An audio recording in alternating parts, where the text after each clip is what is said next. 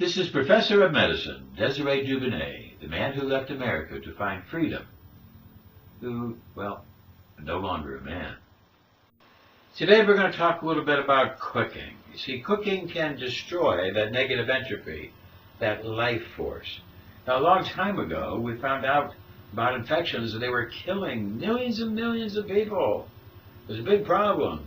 The invention of the microscope, and all of a sudden, we were able to see these germs. And how did the people handle it? Well, this is what they did.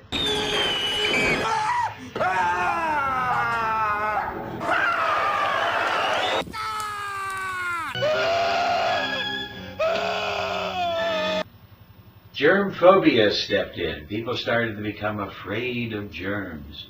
They see germs everywhere. Germs are on our food, and they're in the air, they're in the water, they're unavoidable. In fact, we have germs all throughout our body. It's very important we get to live in harmony. But all of a sudden, our society started to destroy germs, making sure everything was cooked, cooked, cooked. But along with that cooking, we were destroying the enzymes. See, the enzymes are little magnetic substances that have magnetic action, and the heat was destroying them. The enzymes are denatured, destroyed by heating. And some of these factors are destroyed even at low temperatures, around 41 degrees Celsius. Now, cooking was needed in order to release the nutrients out of tubers like potatoes, rice. So cooking was a needed thing that helped the human brain to grow. But we were destroying enzymes, and too much cooking created a problem. We want to destroy bad bacteria, but we also want to help good bacteria. Now, fatty acids were destroyed at 104 degrees, so that's what happens with a child's fever. Now, we have to look at what happens with cooking and how the temperature and the way we cook affects the qualities of the nutrients. So by looking at this, fresh and raw and slow cooking, low temperature cooking, becomes a much more meaningful way to enable us to capture nutrients and to have much more nutrition. So, does cooking destroy nutrients? Well, yes. The higher the heat, the longer the exposure, the more we lose nutrition. So we have to find ways. We need to find ways like stir-fry. They found up in the mountains of China that when they stir-fried foods, they were able to capture more, because cooking will take away the color and texture and the nutritive value of the vegetables. Now, what about air frying? Well, yes, this is a type of cooking.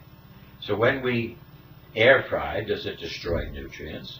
Well, the answer is yes, but it destroys less than boiling in oil. Boiling in oil is a very, very harsh, high temperature. Temperatures of boiling oil are very, very high. They destroy the nutrients and the enzymes. Cosmic microwave background radiation is part of the process of the world, this connection to a God consciousness. So there's a low-level microwave radiation circulating throughout the entire universe. We have many movies about this that show you, explain more. But is microwave a problem? Is it killing your food? Well, actually, yes. The answer is high-intensity electromagnetic microwaves will vibrate those protons and destroy nutrients. Some people are very sensitive to microwave radiation. Now let's look at an experiment that was done.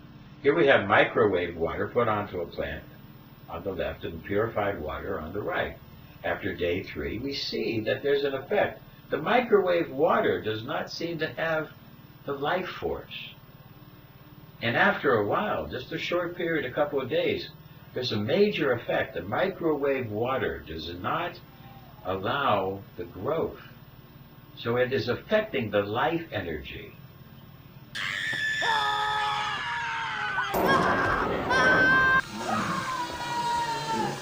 Yes, that's what happens with microwaves. I know that's shocking. Here we have some Kirlian photography.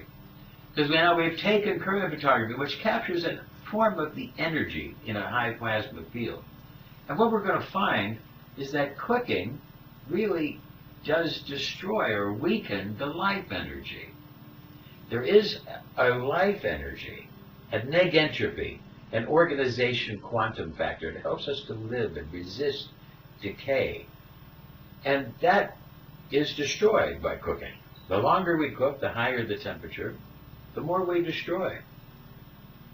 So we need to recognize that low cooking, especially we do need to cook our potatoes and rice, but we have to recognize that this life force, there's a difference between the synthetics and the overcooked. And we have to monitor our fear of bacteria and recognize that there are things that destroy nutrients, such as temperature, cooking, leaching, chemical processes, synthetic chemicals, some plant enzymes, oxygenization. Those things affect. And we need to get back to an idea of stir fry, just a little warming of the material. This is what they found in the mountains of China, where there was scarce wood. They didn't have the wood to be able to cook. So what they found is that if they took their vegetables and a little bit of meat, with just a tiny, tiny touch of oil, and lightly stirred them to get it warm enough to a nice temperature, not hot enough to destroy the nutrients, just warm enough to have a palatable effect. I find I take my salads and throw them in the microwave for 10 seconds, about that, and it gives them much more flavor. Does pressure cookers destroy nutrients? Well, actually, if they're done correctly at lower temperatures, pressure cookers are a good way to cook food. It has to be at a low temperature. We have to recognize that the more we boil our food, then we're going to create a problem and lose nutrients. Okay? So as we start to recognize that to slow cook, low heat, and to be able to get fresh and raw vegetables into our body, and we follow these simple little rules, we're going to be able to help get the nutrients back into our system, getting us for health, vitality, and nutrition. So I hope I've taught you a little bit about how we need to stop overcooking our foods and be more wise about what we cook and don't cook. This is Desiree Duvenet. Hope I helped you today.